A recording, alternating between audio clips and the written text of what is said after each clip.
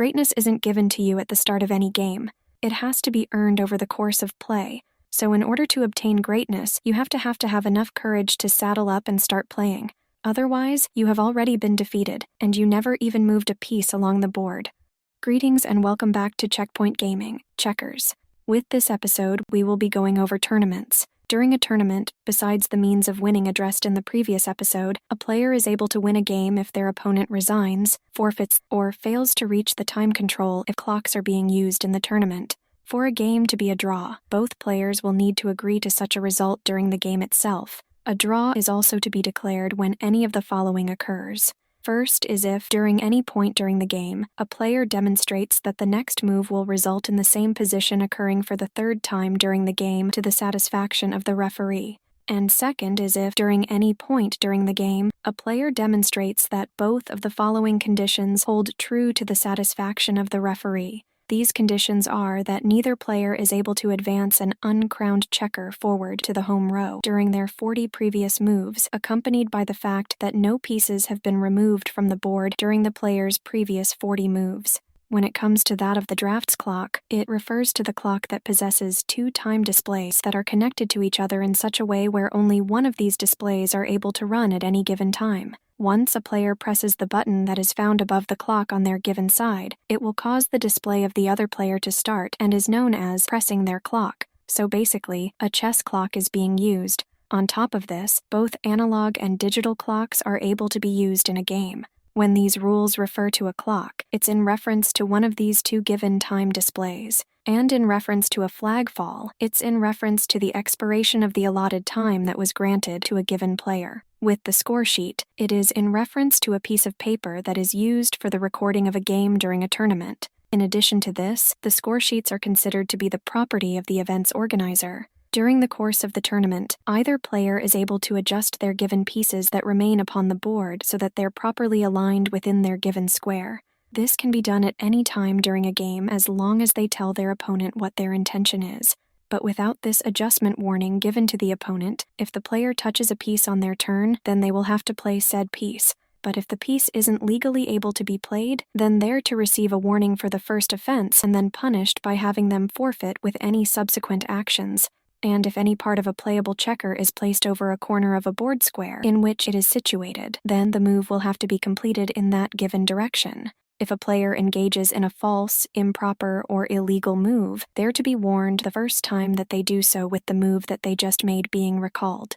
Any subsequent false, improper, or illegal move that they perform shall cause said player to forfeit the game. This includes, but isn't limited to, the following examples. The player doesn't capture or fails to complete multiple captures. They touch an unplayable piece in their turn. They perform an ordinary or capturing move into a wrong square, moves an uncrowned piece backwards. They inadvertently remove any number of pieces that belong to them or their opponent that aren't found in a position to be removed due to the move during the capturing process. Adds any number of their own pieces back onto the board, continuing a string of captures through the king row with an uncrowned piece, or moves a checker when it isn't their given turn. It is also possible for the opponent to condone an illegal move if they move one of their pieces on their subsequent turn. If any piece is accidentally displaced due to accident or outside cause, then said piece is to be replaced without any penalty occurring with the game continuing as normal. And if any player refuses to adhere to these rules, they are to immediately forfeit the game. Before the start of any given game, the tournament controller will decide where the drafts clock is to be placed. With all analog clocks, they should be wound up before play begins with each clock face displaying the same time. And at the start of each session, the referee is to start each clock in turn, regardless of if one or both players are absent for their assigned game. After performing their move, each player is to press their own clock, causing their opponent's clock to start. On top of this, each player has to be allowed to press their own clock once they performed their given move, with said player's move not considered to be complete until they have pressed down upon their given clock. With the time that elapsed between making the move and pressing their clock, it is all considered part of the time that has been allotted to the given player. So it is the sole responsibility of each player to press their own clock after completing a move, as well as keeping track of the number of moves that they have made.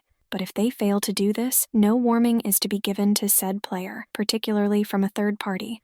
Although the player is allowed to press their respective clock with either hand, they're not allowed to keep their finger upon the respective button or hovering over it. When dealing with the drafts clock, the players will have to do so properly. This means that the players are forbidden from punching it, picking it up, or knocking it over. If a player is to improperly handle a draft clock, they're to be cautioned about it when it comes to that of the first offense and to cause a forfeit of the game for any subsequent offenses.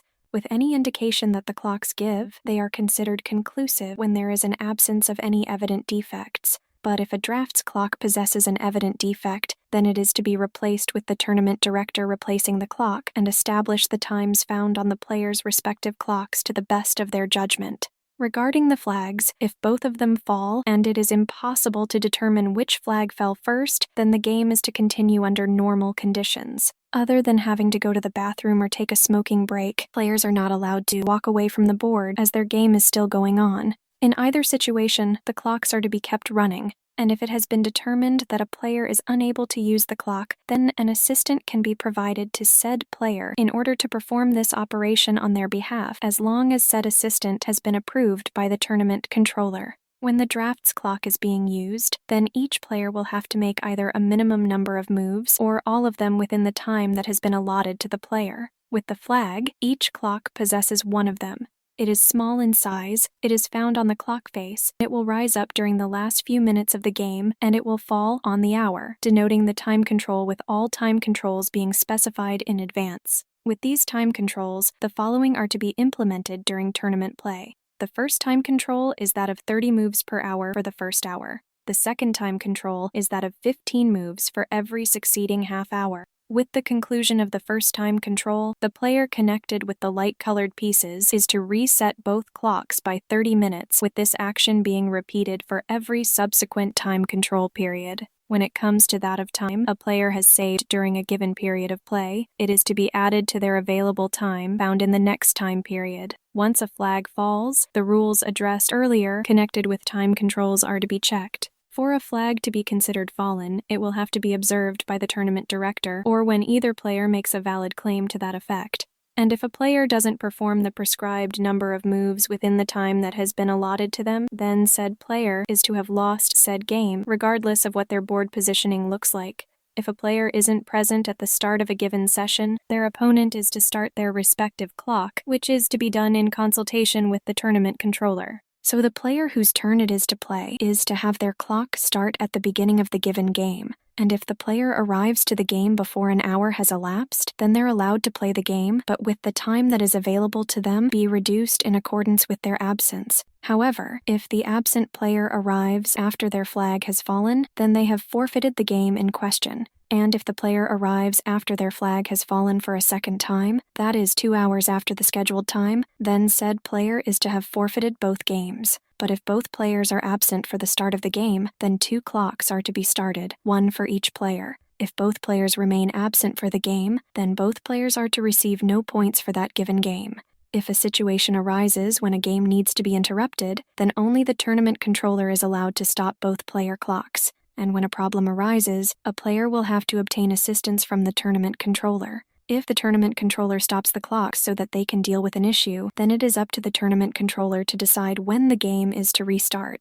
There is also something known as a quick play finish, where it is a part of the game that will have all of the remaining moves the players possess having to be made within a limited amount of time. If the game is nearing its end, with time remaining upon the clocks, and a player feels like the position of their given game is even and they have offered a draw that their opponent has rejected, then said player is able to ask the tournament controller to intervene. If the tournament controller feels like the piece position is even with little chances of either player winning with reasonable care, then the tournament controller can declare the game to be a draw. But if the tournament controller feels like the opposing player has an advantage, then the tournament controller is to allow the game to continue until it reaches a conclusion. When it comes to that of the score sheets, each player is to be given 1 for every scheduled game they're a part of, and they're obliged to record every game that they're a part of. As the game progresses, each player is required to record the moves of both them and their opponent in the proper manner, move for move, as clearly as possible upon their given score sheet.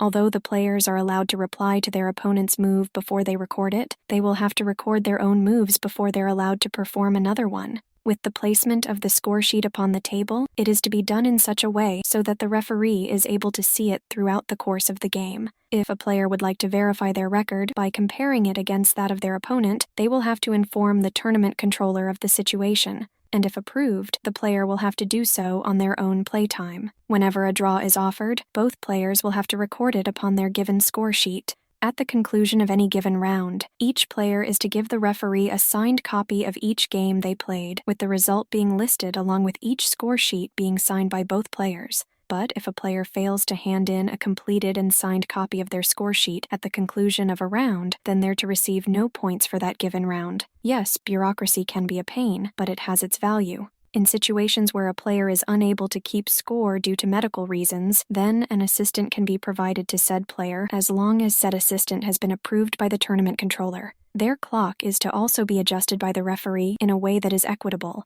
A player is said to be in a time shortage if they have 5 minutes or less found upon their clock before their given flag has fallen. If a player enters the time shortage phase, then they're not obligated to continue recording every move that is made during the game. Instead, they will have to tick on their score sheet after every move that is made until one of the flags have fallen. Once a flag has fallen, then the player is to update their given score sheet completely using the standard notation before they're allowed to move another piece. If both players find themselves in the time shortage phase, then the tournament referee or an assistant should be present in order to help track all of the moves that are made. In this situation, once one of the flags have fallen, then the tournament controller is to stop the clocks, followed by both players updating their given score sheets by using the score sheet of the referee or their opponent. When it comes to that of player conduct, no player is allowed to engage in an action that would bring the game into disrepute, and before the starting time of any given round, each player will have to be seated at their designated table.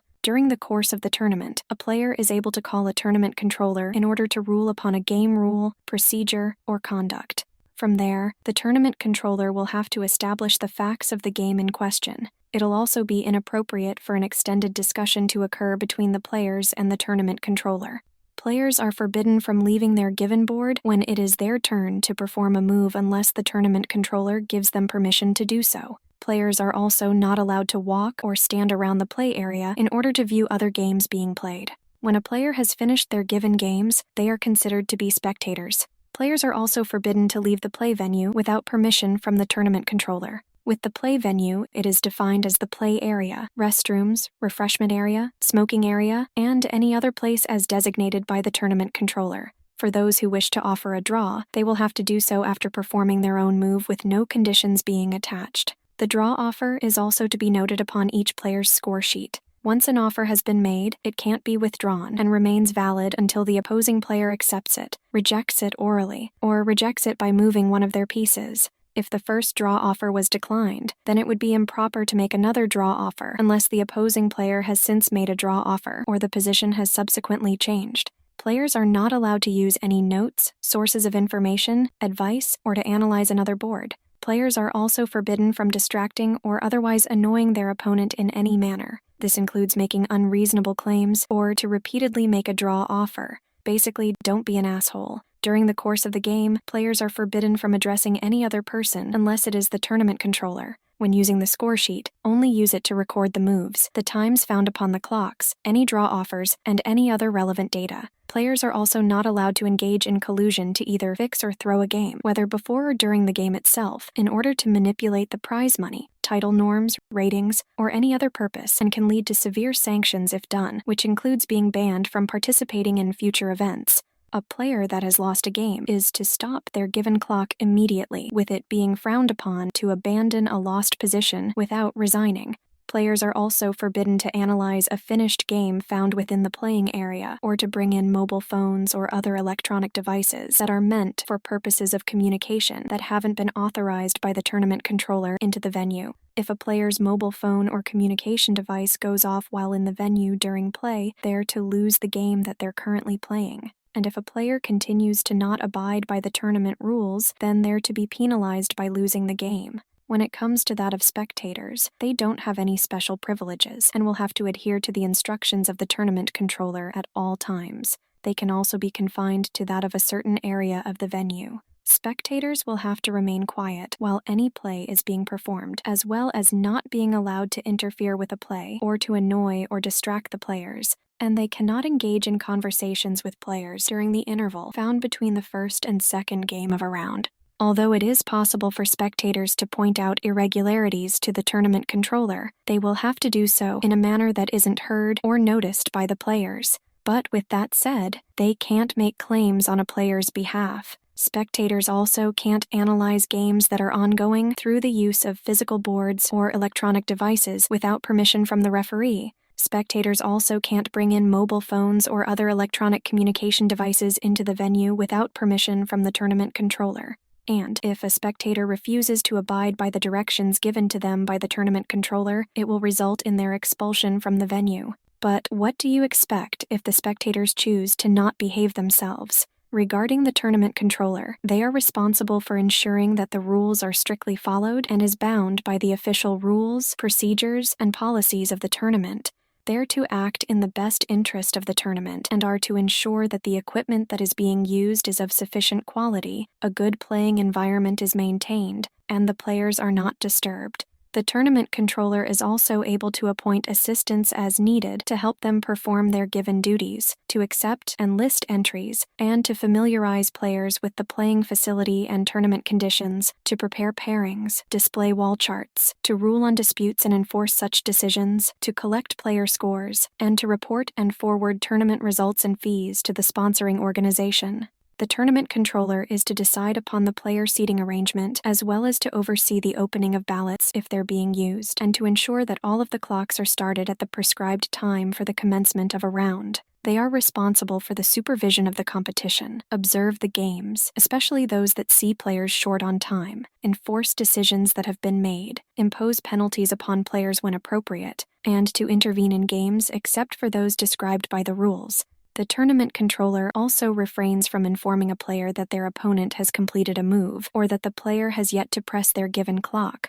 If a breach of the rules is to occur by a player or spectator, then the tournament controller is to apply one of the following penalties to the offender: give a warning, declare the game to be a loss, disqualify the individual from the tournament, or to expel the individual from the event. The tournament controller is to also use their discretion when it comes to belief that the violation in question was done unintentionally. When a player expresses the desire to appeal a decision made by the tournament controller, then the tournament controller is to appoint an appeals committee in order to hear said appeal. This committee is to consist of a minimum of 3 people who have experience as tournament controllers at major events. To help ensure impartiality, the committee members should not be affiliated in any manner with any of the players concerned in the appeals process. When hearing such an appeal, it should be done privately with witnesses being called when necessary, but only to answer questions from the parties involved. The committee is to give the testimony from the tournament controller primary consideration, along with anything said or done in their presence. Once the appeals committee has made their decision, said decision is to be communicated to the parties involved as soon as possible. The purpose behind that of the appeals committee isn't to substitute the judgment of the tournament controller with their own. Instead, it is meant to overrule the decision of the tournament controller where it is clear that the controller's decision is incorrect. So with that said, that is what you need to know about tournament play in regards to checkers. With that taken care of, we can start talking about variants to the game. If you like this episode, feel free to give it a like. And if you want to stay up to date on any future episodes we upload, go ahead and subscribe. You can also support us on Patreon for as little as $1 a month at patreon.com/checkpointgaming. See you in the next episode and happy gaming.